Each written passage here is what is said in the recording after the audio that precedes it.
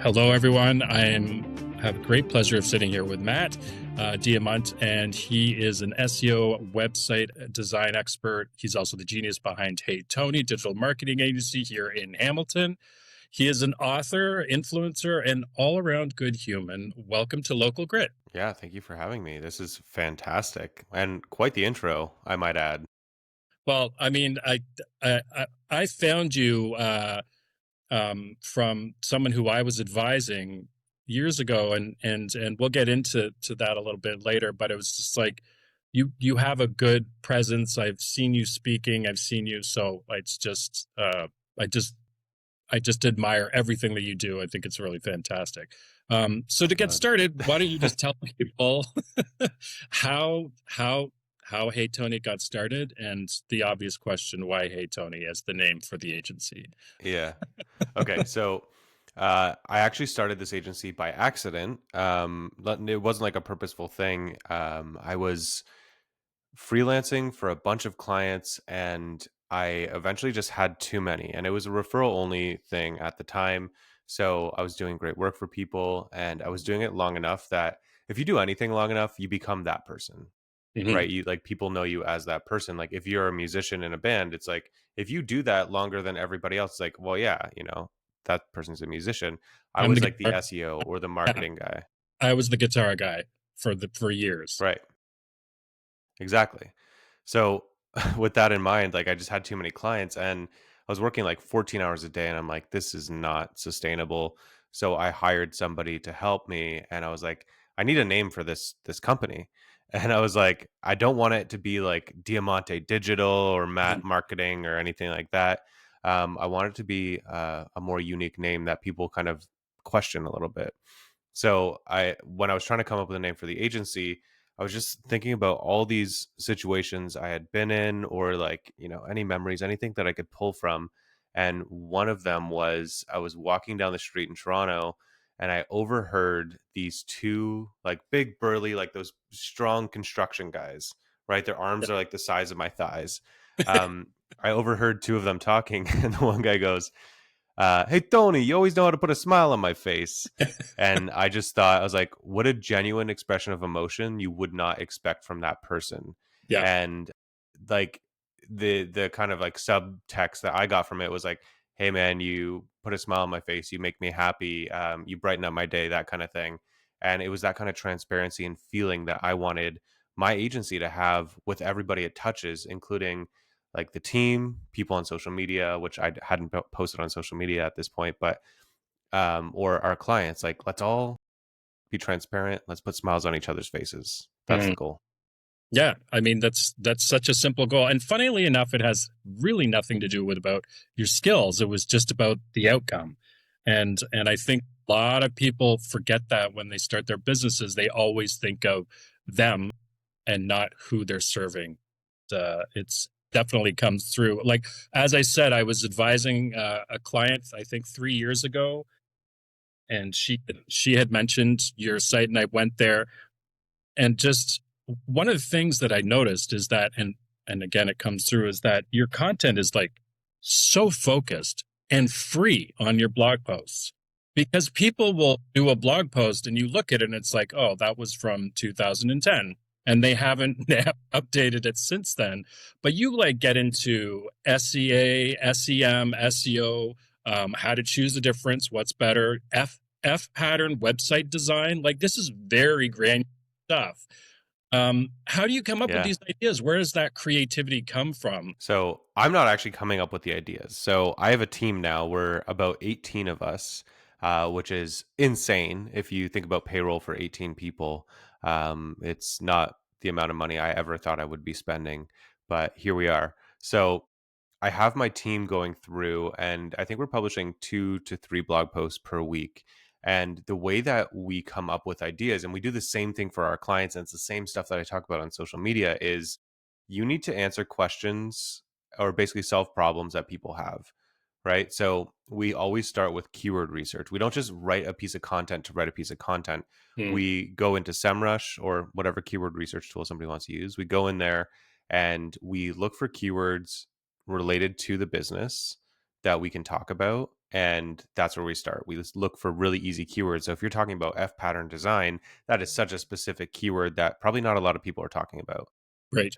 right? So we start with the keyword research and we let that dictate what we create. Oh, that's a great strategy, and it is a strategy as opposed to just a tactic. And a lot of people do think that their blog posts are supposed to be just tactics.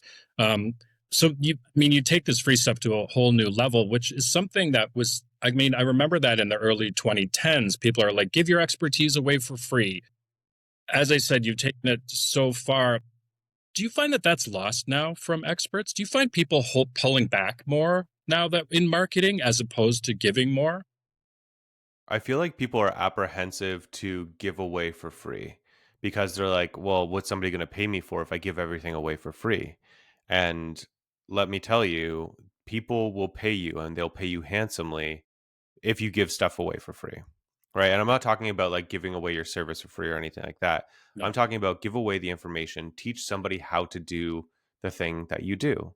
Yep. Right. Because when you do that, you build trust with that person, you come off as an authority, and if they do need additional help, or if they have a friend who's running into a problem, they will recommend you. They'll likely recommend you, not all the time, but they'll Mhm. be like, yeah, that guy, Matt, his social content or his blog or his email list, like that really helped me out, and they can solve your problem. And the way that we get our clients now is I don't advertise on anywhere that we are accepting clients. On social media, all I'm doing is giving away, here's how to do my job for free, right?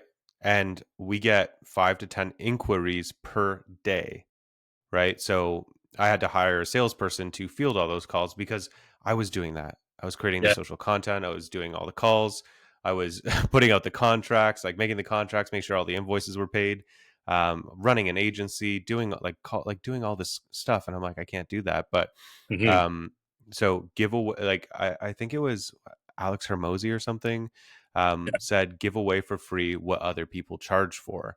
And I kind of took that to another level where I saw people who had like SEO courses online and all this kind of stuff. And I do have paid courses, but my intro to SEO course is free, Yeah. right? Everybody else charges for that. Yeah. And I'm like, I'm not going to charge for it. I'm going to make it better than their paid courses. And so people come in, they take that, they get on my email list. Some people want to hire us. Some people buy my other courses. Some people buy my membership or my SEO tools that I've developed. Like it's crazy. Like just help somebody. Be like if somebody came into your shop and was like, "Hey, actually a really good you're in Hamilton, right?" Yeah. Okay, so in Canada, we have Home Hardware, and Yep. Home Hardware is the best hardware store you will ever go to because if you have a problem, you walk in, you're like, "Listen, my toilet's like it's running all the time. I think I need the whatever the thing is inside." And the guy's like, "Oh, the valve, the float valve, whatever Mhm. it's called." Yeah. And they're very knowledgeable on that. They will tell you exactly what you need to do to fix it. They will point you to the product that solves that problem, but then they'll also ask you questions like, do you know what size the hole is? Yeah. Right? Is it this size or is it this size? And I'm like, I have no idea. And they're like, well, you're gonna go with this adjustable one Yeah. so that you don't have to come back. But I've also been in situations where I go in there and I'm like, I'm having this problem. Like, here's the piece that I already bought from a different hardware store. And like, will this work in that situation? The guy's like, oh, you have it backwards. Need to turn it this way. It's like, don't buy anything from us, right? Right. So now I'm like, wow, what a great, like I'm gonna go there instead of like Home Depot or Lowe's or whatever next Yeah. time, Yeah. No, right? it's funny that you bring up home hardware because that is also by design. Their whole strategy is to be helpful. They're set up a little bit differently than your regular corporate entities, and it is an amazing store to go to. Um, um, my favorite tool that I also have on you is your SEO health thing that you do. It's like $10 a month. Yeah, It's yeah, gold. Like it gives you just feedback of just and like $10 is reasonable. Like it's not free, but it's like the value that I got from it paid for itself. And that's what I think most of your content is. And I know that I'm gushing, but it's just like you don't see this anymore. But you don't really see this. We're in a very take kind of society. no, it's all good. I was gonna say like all these. There's other. tools that do virtually the same thing, but Mhm. they come prepackaged with like $149 a month. You know, you get all this suite of tools, you get all this stuff. And to be honest, like most people, I don't even use all those tools, Exactly. right? That come with it. So I'm like, why is a small business who is my target audience, who I'm trying to help, how are they supposed to pay 150 bucks a month to get this suite of tools that they're not going to use all of the different functionalities? And it's a little bit confusing. Yep. Like I'm basically taking like pieces of what other companies do, and I'm like, okay, how can I make that better and how can I make it cheaper? So I Yeah. hired a developer who's also local in the GTA, which is Greater Toronto Area, in case Yep. people don't know who are listening. Um, so I hired somebody and I was like, I want to do this. I've been using these like 3 or 4 tools for the last 10 years, and the reporting, like, it shows way too much. We don't need all this information. Like, how can we scale that back, make it useful for people who don't know anything about SEO, and make it easy? So Yep. in the tool, even so, the audit tool, like 10 bucks a month, I'm like, that's as cheap as I can possibly make it without losing money. Yep. So I like in there, I was like, how can I help people even further? Like, yeah, I can give them all the issues that are, wrong with their site, and they can figure out how to fix it. But I'm like, I'm going to make tutorials for each issue and Yeah. show you how to fix that. Yep. So right in the tool, not only is it like, not only am I telling you what the issues are on your website, but I'm showing you how to fix them. And no other tools do that. Yeah. Yeah. No, and I'd used the other tools for $150 a month. The overwhelm is astronomical as well. You think I thought for the pitches that this is going to solve all my SEO problems, and I've found it's just like either what happens is I can't figure out or understand how to fix it for my site, or worse, which I found very frustrating, it's the next tier that gives you that answer, which Yeah. I always Yeah, found. it's like, yeah, pay us a little bit more money. Not Yeah, a little bit, pay us a lot of bit more money. yeah, And yeah, exactly. it's insane. You have something going on outside. Yeah, I'm watching one of my neighbors carry in the recycle and stuff, like the empty bins, for another neighbor, and I'm like, "They're home. What are you doing?" Yeah. You're in It's crazy. Hamilton, though, right? You live in Hamilton too. I actually just moved to like the Niagara region Nice. earlier this year. That's Yeah, all. got out of the city. Yeah. Yeah, a little bit slower paced. Smart. Yeah. No, it's starting to get heavy. I mean, transitioning now, we have 15,000 small businesses in Hamilton. What would you say is the biggest myth about digital marketing services? Um, I think the biggest myth about digital marketing services, that's a really, that there's so many myths that I could dispel, I but the know. biggest one I would say is that it's expensive. Yeah. It's That's what I was. not, like, it's not expensive. Yeah. It's time. Like I it's time, yes, and like it can be expensive if you pay somebody else to do that and they're using their time and their expertise.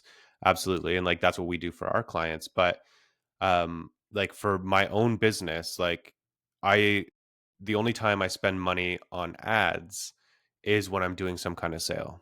So the entire business is built completely on organic, so on SEO, on social media content, and that is free to do. It takes me my time and my phone, which we already all have in our pockets, Yep. right? So I'm not like going out and buying other equipment. I'm not doing anything like sorry.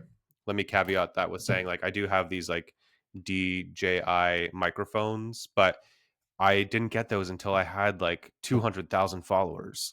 Like Yep. it's crazy. So you don't need any lighting, you don't need mics, you don't need anything. And even with SEO, like if you have a website, you're already paying for that, service anyways, a couple bucks a month or whatever it is. Um, so why not go onto your website and just start answering questions that you hear from your customers, Yeah. No, right? So do you know about Marcus Sheridan? no. Okay, so Marcus Sheridan, he's an author now, but he back in 2008 was running a local pool company in Richmond, Virginia, Hmm. and he didn't know anything about SEO. All the marketing that he was doing up until that point was not working. His business was like on the brink of bankruptcy. Like he was like looking at other options basically. And um, he started like, so the in 2008, I'm sure you remember, there was a financial crisis in the US, or a Yep. recession, or whatever we're calling it. And people who were buying pools weren't buying them from him, right? Most people weren't buying pools at that point, but the people who were weren't buying them from him. And he would still be going out on these sales calls because like a pool is a very expensive purchase, right? Like Yeah. you're talking 50, 100,000, $150,000 for a pool, which Yeah. Yeah. which blows my mind because pools are so much work, right? You really Yeah. have to enjoy them. So especially here in Canada, where you get like 5 months out of the year to Exactly. actually use it, if Yeah. you have a heater, right? Exactly. So so Marcus is on the brink of bankruptcy, and he has this idea. He's like, people ask me these questions on sales calls all the time. How can I help them further? Right. And this is going back to what we talked about before, being helpful and answering questions for your clients or your potential customers. Um, so he would wait till his family went to bed. He would pull out his laptop on his kitchen counter and start answering questions that he would hear, that day. He would write everything down. He would just start writing blog posts answering those questions. Mhm. And by doing that, he was able to get out of bankruptcy. He became the number one um, company website in his industry. So in the pool industry, which is massive in Yep. all of the US, um, he was able to have a 9-figure exit, $100 million plus exit from that Wow. company. Wow. Right. And I know, like, I know you're probably thinking, like, how does a local pool company, get a 9-figure exit? So, long story short, because he was ranking number one for all these, like, what are the benefits of a fiberglass pool versus a concrete pool or cement pool? Right. He Yeah. was answering all these kind of questions that people had. And because he was giving such valuable information away on his website that none of his competitors were doing, he was getting calls from, California, from New York, from all these other states. And he, being a smart guy, was like, I'm going to franchise or Mhm. open up different shops in these other places, because he was getting calls and he's like, I can't help you. Yep. Right. We don't service that area. So he started servicing those areas, and then they started manufacturing their own pools, Yeah. their own fiberglass pools. Right. So now all of a sudden it's this like massive operation, and he was able to exit just by literally answering questions that his customers were asking. And going back to what I was saying about how you can do all this stuff for free, you already have your website, it's hosted, whether it's Wix, Squarespace, WordPress, Shopify, whatever builder you're using, Yeah. doesn't really matter. If you can just answer questions that your customers are asking you in depth, Yeah. then you don't need to use a keyword research tool, right? Is it going to be as effective? Maybe not, Yeah. but just answer those questions. Yeah. And what's That's important it. is that he scaled at each one when it was needed. And people kind of start here and they think, oh, I need to have the lighting. Like, this podcast that I just started, I'm on my cracked computer. I'm on a Citrus kind of the a stand that is not a stand. It was actually something else. And my phone, like I'm starting, and when I started, I own a music school that's in Hamilton and Toronto. When we started that, I started it knowing a music school was successful in the area. And at first we were like, we're going to make these big $100,000 renovations and this amazing thing. We ended up renting a 2-bedroom apartment and starting very realistically. And people do forget about that. And I wonder sometimes if they use that I don't have this because they're just afraid and they don't want to actually step foot. That's my secret understanding of that, or what I think most people, Yeah. it becomes an I excuse. mean, like when I launch a campaign, like I don't have the full thing finished in like for the most part. Like it'll be like I'll be launching on Monday and I'm like, cool, I need to make the landing page. That's what I'm doing on Sunday. Yeah. Right. So I'm making a landing page. I'm like, oh shit, I forgot that I have to go record this video, like this intro thing or whatever. And like I'll film that really quickly, edit it myself. It's not like professional. Like I'm not a video editor. Yeah. Right. Like I hire people to do that kind of stuff for YouTube specifically now. Um, but like, or I'll film something on my phone, or I'll take a picture. Like, doesn't matter. Like I'll just do it. I know the core, like once people sign up and once people get it, like the information inside is good. Yeah. But even with that, like, are all my automations set up perfectly? No. Do things break? Do I forget to add tags to people and they forget to, it doesn't give them the course? Sometimes that stuff happens, right? Yeah. But it doesn't need to be perfect to launch, and it's all about iterating until you get to that point. So if somebody listening is like, okay, well, where do I start with a blog post? I want to make sure that this is the best blog post that's ever been written. It's like, no, just literally start typing. And like, if you get to 500 words and you're like, I'm tapped out, publish that. Yeah. And it's better to start and get that momentum than to do nothing, right? Because maybe that 500-word blog post, maybe it does do really well, Yeah. right? Or maybe it doesn't, but you keep doing it every week. You write one blog post, you answer one question every single week. And 6 months in, all of a sudden, that the first couple blog posts start taking off because SEO Mhm. takes time, Yeah. right? And then all of a sudden you start getting inquiries, Yeah. right? But the important thing is that you don't stop, right? You keep doing it. You have to be consistent. You have to keep posting, right? Yeah. And blog posts once a week, like if you can't write 500 to 1500 words a week about your industry, you got to make more time. You like Yeah. it needs to be a priority.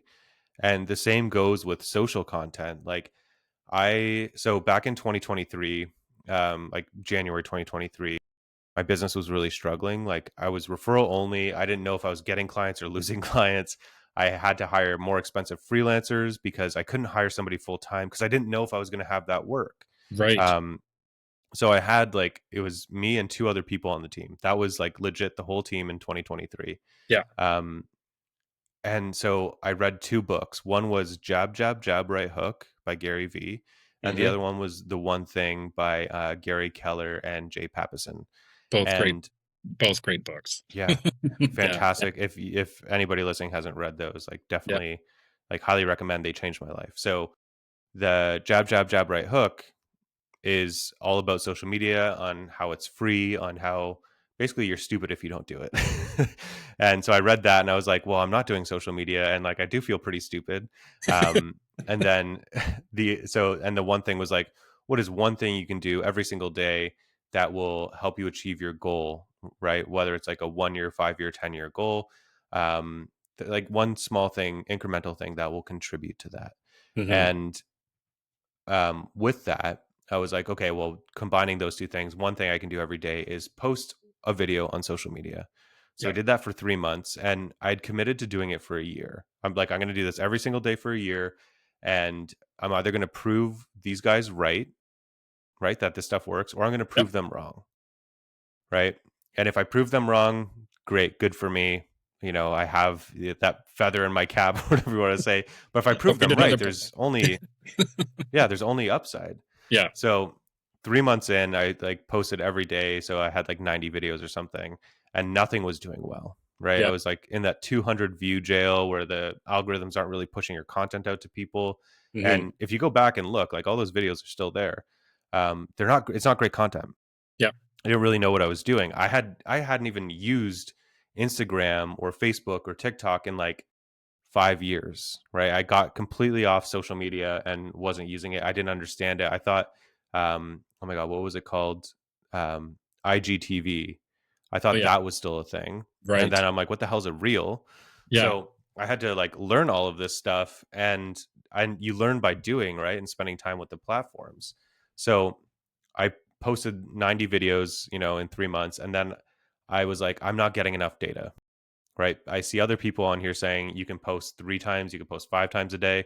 So it's like, I'm going to up that one post a day. I'm going to up that to 3 times a day, Yeah. right? And I'm going to put my foot on the gas. I'm going to take more swings and hopefully I hit something out of the park. But again, we'll see. And to that point, it was taking me for like one video, it's taking me like 3 or 4 hours to come up with the concept, to film it, to get my lines right. Yeah. Um, and figure out what it was going to be and then publish it, right? Because I'm like, do I use hashtags? Do I write a caption? Do I do this? Do I do that? What's the best way to do this? It was like 6 months. So it was like June 2023. And I'm like, I posted like 300 plus videos and nothing has popped off. I I have like 1,500 followers at this point. So like the ball's rolling a little bit, but like I started with zero. So I'm like 300 videos. I'm getting like what, 5 followers a video on average. Yeah. Like that's not great. I'm like, this is gonna take me forever to get any substantial following. Yeah. And I like my brother had messaged me. He's like, dude, why are you posting so much on social media? I was like, well, like to make money. He's like, are you making any money? I was like, no. He's like, well, what are you doing? And I'm like, just trust me. Like, let me let me go through this process. Yeah. And yeah, so then I was like, maybe I do give up. And I was like really feeling defeated because now um I'm posting 3 times a day. My business is still struggling. Like I'm not getting any more work out of this. I had also, on top of that, just let go of my biggest client. Right. It was like $250,000 a year. They didn't like that I was posting on social media and they were being like not great about it. Oh, So I parted ways with them, said bye to that money. My overhead was like 10K a month. So I was losing 10 grand a month. But thankfully I had read a book called Profit First. hmm Which have you heard of that book or read that book? Mike Milk. I forget his last Uh, name. Mike I McAllowitz, yeah.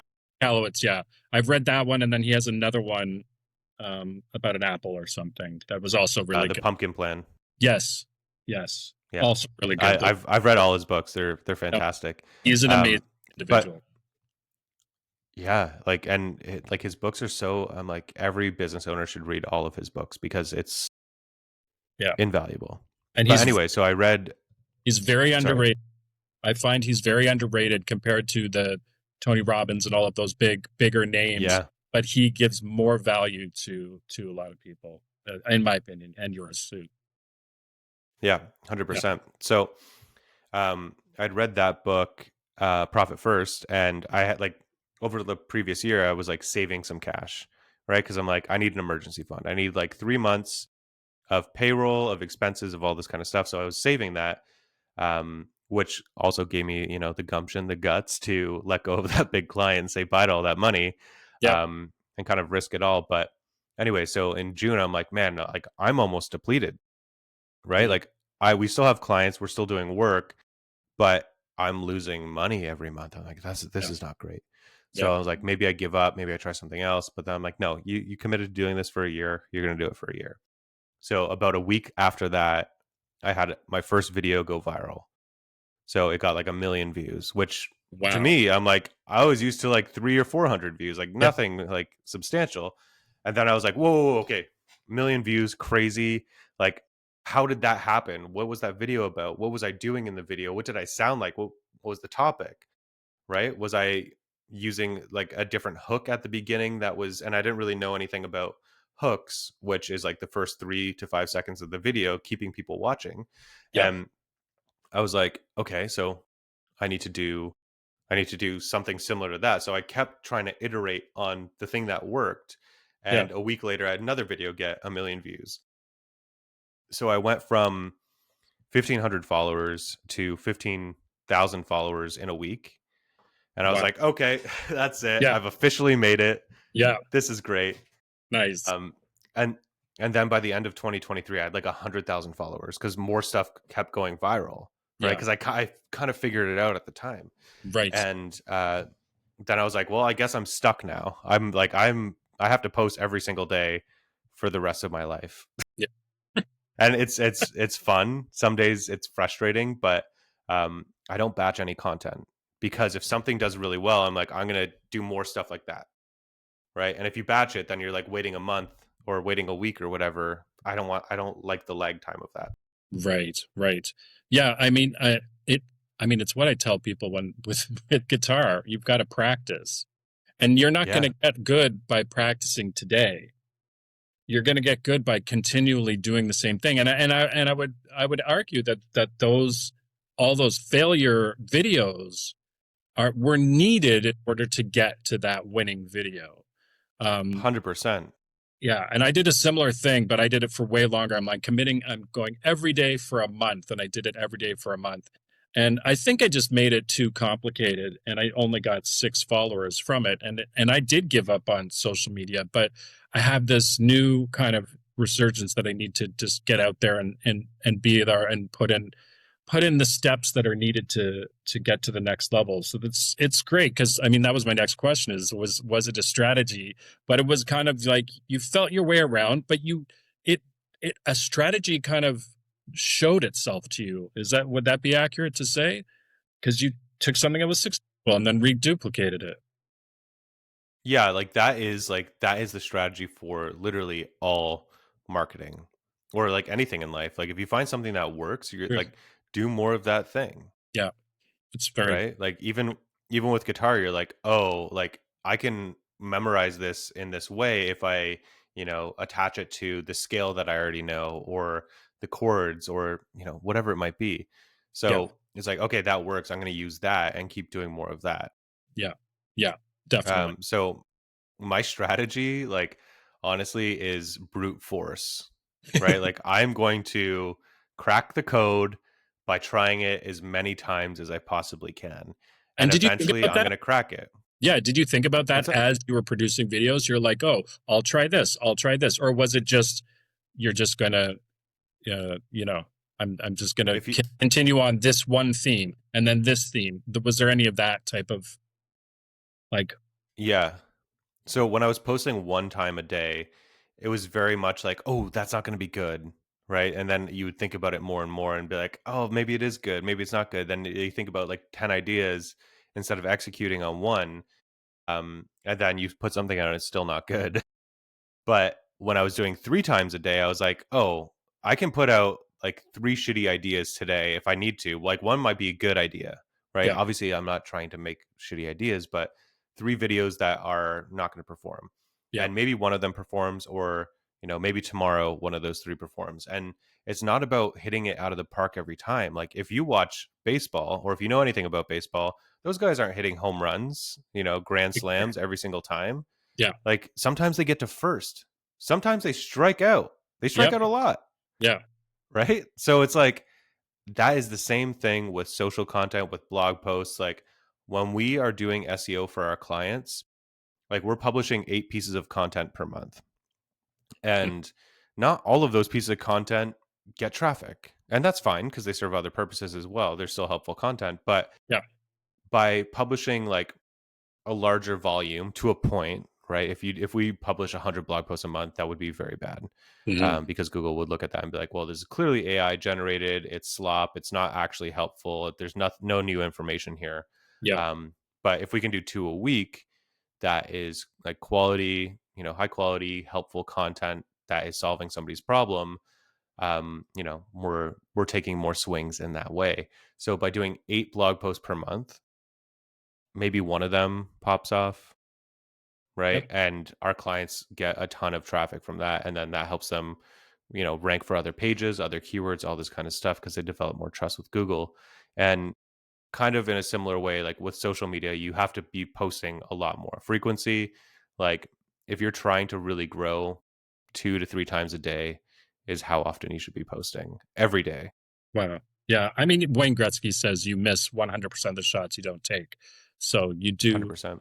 and he has one of the highest shot percentages ever. So like you need to he kind of knows of what it speaks. I mean, you seem to be very expert and know a lot about social media now at this point, but you don't offer it as a service. How come? So I don't offer social media as a service because I truly believe that you can't outsource it. Right. Like the business owner or the face of the business, which could be dangerous if the face is not the owner or not somebody who has stake in the company. Because if they leave, then you're kind of screwed. Which I've So, heard many businesses have that same issue. mhm, Not even just leave, but be disgruntled and lock them out of their whole social. So yeah, yeah, which is not a good situation to be in. For me, I'm like, you are the expert in your field, right? If it's teaching guitar, teaching music, like you are the expert. You talk about that all day. You teach that all day. Show me that on social media, right? And try different iterations of that. I have worked with a couple companies, well, not a couple, one company who they like, I hired them to do basically like they would script videos, come up with the ideas, and then they would do all the editing for me. So I hired them for like 2 months, and I think it was costing me like 3 grand US per month. And it was like 20 videos or something like that, like for Instagram. So I did that for 2 months in addition to doing my own videos. And I'm like, they're getting the same results as me. But now I'm down, 6 grand over 2 months. Yeah. Like, I don't want to do that. But for some businesses, like they need somebody to tell them what to do because they're a dentist, right? They're busy doing dental work all day and they're not thinking about social media, right? That's not where their mind goes. So if somebody's like, here's a script for you to read, if it makes sense, say it. If it doesn't make sense, you can adjust it or tell us. Um, and in that way, I'm like, okay, that makes sense, but I don't want to offer that as a service because now I have to hire script writers. I have to train all those people to do, scripts, and that content might not be good. And then I have to hire video editors, and it's a whole like there's a lot of back and forth process. There's a lot of all this stuff, and I'm like, I am good at SEO. I get results with SEO. That is what I want to do for my business. Yeah. And I interviewed Suzanne from the Generator, if you know the Generator here in Hamilton, and she's same thing. She was like, I don't want to get bigger. It can create more headaches, and bigger isn't always better. I love what I'm doing right now, and it's important for people to hear that because I think many people make the mistakes of going into areas where they shouldn't go. And sometimes that's a good lesson, but if you could avoid a lesson from the beginning, that's usually a lot better. Um, Yeah. Well, so I read a book. I was like when I was first going through all of this stuff, I was reading a lot of like business marketing, that kind of book, self-help books, all that stuff. Same. And Yeah. um, I had read a couple of Alex Hermosi's books at the time, and I was like, man, screw this guy. Like, scale your business into infinity, blah blah blah, all this kind of stuff. Like, I just feel bad. I feel bad about my business. I feel bad about myself that I'm not achieving that. And so I read another book called Big Enough, Yeah. and it's about this husband and wife team who run a small business, and they are like, we don't want to grow past this point because that means more payroll, more freelancers, more expenses, and more headaches. Like, we like that we can go for a walk in the middle of the afternoon or go to a doctor's appointment or, go grab a coffee whenever we want, Yeah. right? We don't have that pressure, and we're not trying to make 100 grand in revenue so that we can pay 90,000 out and still make the same amount of money, Exactly. Yeah. It right? just it just But doesn't make any sense. Yeah. I will caveat that with saying, as I started gaining a following on social media, I reread those books by Alex Hormozy. And I was like, okay, I wasn't in the right place when I first read those books to fully get what those books were saying. And Yeah. I'm I like, didn't. all the stuff in those books are so good. It's funny because they didn't connect with me, but maybe I'm just not at that stage yet because I read his books as well. My favorite book for similar to the husband and wife team is The Company of One. That was an amazing book. Mm, Was just I haven't allowing. read that one. Yeah, I'll send you the author. It escapes me right now, and I'll put it in the notes. But it was really just about being scaling to your lifestyle, which is what you want, and just how headaches just come. But what would you say to someone? Because I hear this a lot. It's just like I hate social media. I'm not a fan. Do you think it can be ignored in today's marketing world and still could you still generate the same amount of maybe not income but response or leads or what have you? Yeah, it's just more expensive, Right. right? Like, I've grown my agency to like a multiple seven figure agency, and I've done that for free, Yeah. right? Could I have done that without social media? Absolutely. But I would have had to spend a lot of money on ads, right? So if you're like, I hate social media, I don't want to be on it, you're still going to have to use social media to run ads or hire somebody to do that for you. But you're just going to be spending a lot more money. Like, if you're comfortable with spending a couple 100 grand a year to get the same results that I'm getting for free or even more, right? Like, Yeah. go for it. You can Yeah. definitely grow without doing social media. Um, but I will say, with AI and all of the stuff that's happening right now, like, if you want to be recommended for free you need to rank on Google and you need to rank in ChatGPT and all these LLMs. To do that, they are looking at, okay, who is this person? Who's the author of this piece of content? Do they have social media following? Do they post on social media? Are they updated? Like, are they up to date? Because the last thing these platforms want to do is, if I'm looking for like a thrift shop, let's say, in a town I've never been in, and I go to Google and I type in best thrift shops. And the Hmm. first result, I'm like, okay, this is great. Click on directions. I go there. They're closed. They've been closed for a year, but they didn't update their Google profile. They didn't say that they're closed anywhere. Nothing. Yeah. Right now, I'm like, Google, why would you recommend that? Or Yeah. ChatGPT, why would you tell me about this place? So they're more and more checking, like, is this business active Yeah. online? And I know I spoke about this in another interview. I don't know if you know Rand Fishkin. I'm sure you do. He's he speaks about how these blog posts are working differently. It's not so much keywords that they're looking for anymore, although those are important. They're looking for information that is a zero-click option to get an answer. And the more that you can do that and supply that to them, you're just taking the heavy lifting away from them, and you're taking it away from your competitor by having that information. Yeah. It's it's 100%. it's the same but different. It's funny how it kind of works out that way. Um, Well, it's like I always say, what would a legitimate business do? Right? If you are, I don't know, like a plumber, for example, you're going to have a website, you're going to yep, have a Google business profile, you're probably going to have a Yelp page, you're going to be in Apple Maps, Bing Maps, all of that stuff. You're probably going to have an Instagram account, whether you use it or not. Um, yeah, like you're going to be doing all that stuff. And maybe you're also running ads. Maybe you have an email list, with previous customers that you could check in on. Or if you're like a lawn maintenance company or like an irrigation system, like sprinklers, like I would want to be on that email list being like, hey, spring's coming up.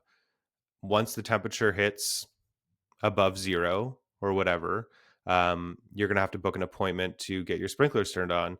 You can book that in advance now for a discount, or you can wait and it's going to be the full price, yeah, whatever it is. Right. So, what do legitimate businesses do? They tell people about their services, yeah, right? They give them options. They help people understand things. yeah, Um, it's just wild when people are like, I don't want to use social media. I'm like, okay, you're like, if you have the cash in the bank to spend instead, go for it, yeah, right? Like for me, on a monthly basis, I'm reaching between 3 and 4 million people on Instagram alone, right? yeah, That's not TikTok, that's not YouTube, that's not Snapchat, right? Snapchat, I'm reaching like a quarter million people there, and I don't even have a following, yeah.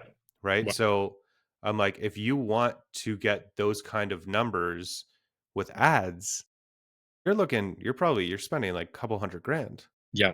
No, easy. definitely. But And then do you do multiply that by a year, not sustainable. no? And do you use the same content for each platform, or do you slightly vary it in terms of Same exact videos on each like, platform. I'm sure I could maybe squeeze an extra, couple percent better if I were to tailor it for different platforms. But I'm like, that extra couple percent is not worth the time that I'm going to spend creating different content for all these platforms. it's like driving 2 miles to save a penny, right? That's kind of the same Yeah. kind of Yeah. idea. Going to the gas station at the other Yeah, end of town because it's 2 cents cheaper. exactly, exactly. Do you find any change with TikTok now with this new ownership that switches, or the new algorithm changes that's altered? Um, I think at the end of the day, like does the algorithm like your content, and replace the word algorithm with people. Do people like your content? Not Yeah, like physically like tap the screen like, but like enjoy your content. yeah, And if you're not getting views, the answer is no, that they're not. yeah, So regardless of like the algorithm updates or what's happening or anything like that, you kind of have to adapt to where the interest is, right. right? Like my latest reels, and like for the last, I would say year and a half, I'm mixing in me talking at my desk like I am now, with me being out in the world, me being in Walmart, like looking at like a high vis, like construction shirt, and my wife asking me a question about SEO, right? Like I have to kind of trick people a little bit into like, oh, I just taught you marketing. And they're like, damn it, that's really useful. Okay. And then they share it, right? Sneaky strategy. I love it. You have to. Yeah. Yeah. I mean, it comes to creativity. I mean, that's how there's a lot of stuff in business that you really do have to be creative. You have to look at your own business. Like I remember like when I first opened the music school, Rachel, my wife Rachel and I opened it in Toronto. Everyone was telling me that you need to advertise to all of Toronto. And I'm like, what are you talking about? I don't want a customer who lives in Kensington Market to battle through traffic on a snowy February day to miss their appointment and be frustrated and have a negative experience with my music school. I just want 6 blocks radius. If you come outside of that, that's great. And you really do have to kind of just think in terms of what's pragmatic to your client and giving what they need. And our philosophy was we'd rather you walk to your music lesson than drive to it. That's not on any slogan thing, but that was our philosophy. So we targeted schools and we changed how we did things. And you do have to iterate in order to get to grow and I to love get that you're I love that you're saying that because I like we've worked with clients like let's say a dentist in Toronto and they're like, "Well, I want to rank for dentist Toronto." I'm like, "No, you don't." They're like, "Well, no, I do because, there's, 20 or 30,000 people searching that per month. If I rank for that, I'm set for the rest of my life." And I'm like, that it's going to be impossible to rank for that. And also like between you and the customer or your patient, there's probably like 100 other dental offices between if somebody lives like more north in the city and they're not going to come downtown. They're going to go to the place in Don Mills that's, right around the corner. yeah. And one thing that an accountant told me, um, which is like, it's so funny, is pigs get fat and hogs get slaughtered. So if you want to eat the whole pie, you're going to be nice and juicy, and the butcher's going to look at you and be like, "That's the guy who's going next," Yeah. right? And you're not getting shit, right? So if you go after the big keywords, if you take like the biggest possible swings you can, you're likely going to miss. Yep. It's not going to have any impact, but I like my whole SEO strategy is like I want to take the crumbs that everybody else is dropping or missing, and we're going to roll those crumbs into a nice loaf of bread, Yes. right? And that's going to feed the client. Yeah. No, that's I mean it's just that it just makes sense to me to do it that way. And I remember getting into SEO and it's just like I remember at one time a competitor they were ranking number 1 for piano lessons and I looked at their strategy and they had 7,000 volume a month. But 50 of it was from the city. The other 6,500 plus were from all over the world who will never take their service. And they just paid enormous amounts of money for that very expensive keyword. It just didn't make sense to me. Yeah. Well, one thing that I will say, like kind of like a caveat to what you're saying is I want my clients to get as much traffic as possible to their website, and I want people engaging with it and staying on the website and clicking through to other pages and learning more Right. because that shows Google that this is a legitimate business that people find useful and they're finding answers to their Mm-hmm. problems. So when somebody local searches that, they'll be more likely to appear higher in the rankings. So that is part of the strategy. But Mm-hmm. you're right. Like people, even from the other side of the city, if they're reading that, they're likely not going to go, Yeah. right? But I will say, like for something like an auto, oh my god, what's it called, like a car dealership Yep. or something. Like I actually drove out to Brantford to a car dealership a couple years ago. My wife was looking for a car, and because I saw videos that they were posting every day on YouTube, Yeah. right? Like here's this car, here's all the features, here's what's bad about this car, right? Mm-hmm. Here's what you probably won't like, but here's what you're going to love, Oh right? wow. So they were doing these really in-depth things, and I'm like, you know what? I'm going to drive the hour or whatever it is to go to that dealership and pass all the other ones because that's a big purchase, Yeah. right? So it depends on, you know, what type of business it is as well. Yeah. No, I totally get that. I have always had the philosophy that's very interesting, but I have always the philosophy that I would rather have 200. It's the 1,000 true fans article, which I'm sure you're familiar. which is just, I'd rather have 200 parents who love me than 40,000 people. This is more of a social strategy than maybe an SEO strategy. But one thing that was different was when we opened a location in Hamilton, is that we found people were more wanting to drive to lessons. Now, Stony Creek, which is further away, that was a little bit far, but Gage Park, which is quite a distance in Toronto, because we don't have the traffic in Hamilton, so we did have to change our strategy in that case because people were willing to come and were willing to drive. It is much more of a driving community, which is interesting. I have one last question for you, if you have time for it, Yeah, let's go. I've always wanted to know. Is just, it's a little shift, but it's still related, which is, what's a missed opportunity that you see with web design that dramatically impacts conversion? Ooh, okay, that's a A really nice, good. easy one. So something with website design that misses conversion. Um, One, they don't have a call to action at like above the fold, which if people don't know what above the fold is, it's like it's an old newspaper term where you used to get it and like it's folded in half when you get it.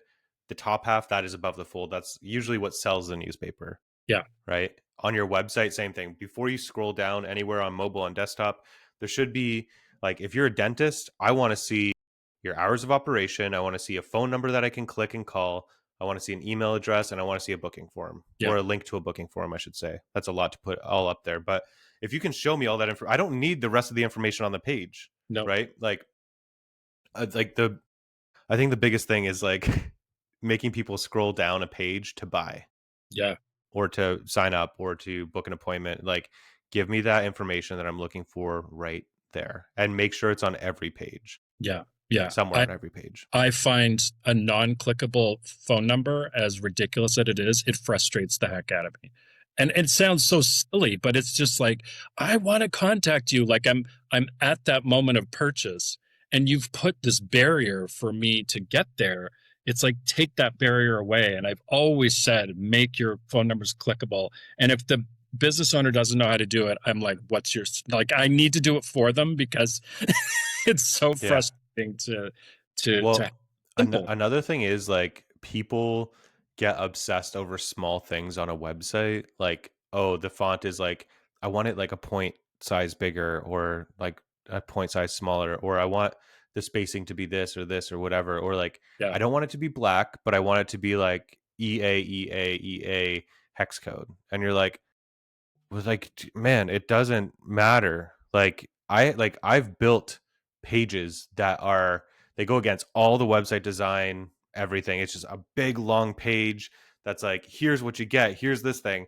And I've made a lot of money from those pages. So I'm like, stop obsessing over stuff. Like, if your website looks good overall, yeah, great, just do that. But the thing that drives me nuts is sliders, right? Like, mm-hmm. you get to a website, it's this big, beautiful image, maybe some text on it, and then it slides to the next one, Yeah, right? Most people, if they're trying to read that, they're going to get frustrated that it just automatically slid over to the next one. yep, The next thing is like, who is sticking around to look at all of the different, like, if you have all your different services up there and they just keep swiping through, or your different products or whatever, like, how is that useful to anybody? yeah, Right? People get on a website, and especially because of social media, and they scroll to find the information, right? yeah. If they don't have I to scroll, even better, they could just tap. One of my favorite and very influential people is Jay Abraham, who has always said, you lead your client. So you hold their hand and take them, and your website should be designed that way. And I agree with all those things. One thing that I find frustrating, that I think a big mistake a lot of people do on their webpage, especially above the fold, is too many navigation items. They want to put everything in there instead of putting them into drop down simple columns for easy to find. Again, leading your customer to what they need to find, as opposed to having to hunt for it and get frustrated. 100%. And I think now we're seeing more, or we will see more AI built into websites, where you can just go to the website. And actually, ChatGPT or OpenAI just released a browser called Atlas, where if you are on a website, on a page, you can go click the ChatGPT button and ask it a question, and it'll find that information on that page for you. Wow. Right. So it's like, how do I book a call? Or, and I can also see now, or not now, sorry, in the future, where it's like, hey, you find this website. It's like, okay, I want to book an appointment with this guy, see what they have available for next Thursday. And there's like an agent built right in. And maybe that's directly on the website. Maybe that's something that business owners are going to have to start paying for in order to make their customer journey even better. Right. Yeah. It's like back in the day, people would call you, hey, do you have the Nintendo 64 in stock? Hmm. Right? Like same kind of thing, but instead of you making the call, you're telling your, your robot agent to go do that for you and then I order mean, it. I hope that helps, because that's one big problem with retail is inventory problems. And we've all done that, where we're like, oh, I'm going to go get this, and you get to the location and it's like, oh, we're out of inventory, because it's not as much real time. So that's something that I hope AI could potentially solve. I mean, for this local grid podcast, I used Hostinger, and I just made the whole thing in AI, because I'm like, I don't have time for this, and I want to make it as simple as possible. All I want people to do is listen. That's my goal. I just want to get people to listen and learn something about businesses, specifically businesses in Hamilton. I love branching out into other areas, and I think that people do kind of overlook the simplicity is sometimes a good way to go. 100%. So the last thing that maybe not the last thing, I don't know, that I want to make sure I say is that I was a business in Hamilton for like 2 or 3 years before I was doing social media. I think it was 3 years, 3.5 years. Hmm. And I had the Google business profile, I had all this stuff, and I was getting some local calls, which is great. And I worked with some local businesses, but it wasn't until I blew up on social media that businesses in Hamilton were like, oh, you're a local business, I should work Yeah. with you. Like I get calls every day from businesses in Hamilton who want to work with somebody local, or people in the Niagara area want to work with somebody local, and they found my videos on Instagram Yeah. and or on TikTok or on YouTube or on Facebook. And it's kind of like how a band has to get big in the US before Canada really gives a shit, That's so true. right? It's like, oh yeah, no, those guys are Canadian. Like we've Yeah. liked them the whole time. It's like, no, you Yeah. didn't, Yeah. right? Yeah. So it's kind of like that as well. It's like I need to be known like outside of this place for people to know me in the city. Yeah. I think that's a great strategy. Crazy. Matt, it has been a great conversation. You probably don't remember, but we were going to go golfing 2 years ago. Hopefully, we can go golfing next summer, Yeah, because I do. I would love to do it. That's my other passion, is I love golfing.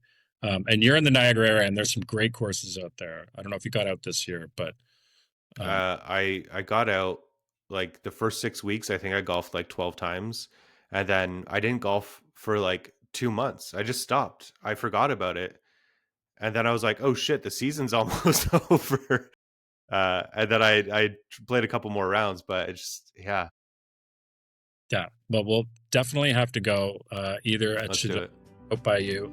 And I hope to have you on again. And I really appreciate your time. And thanks so much for coming on. We'll chat soon.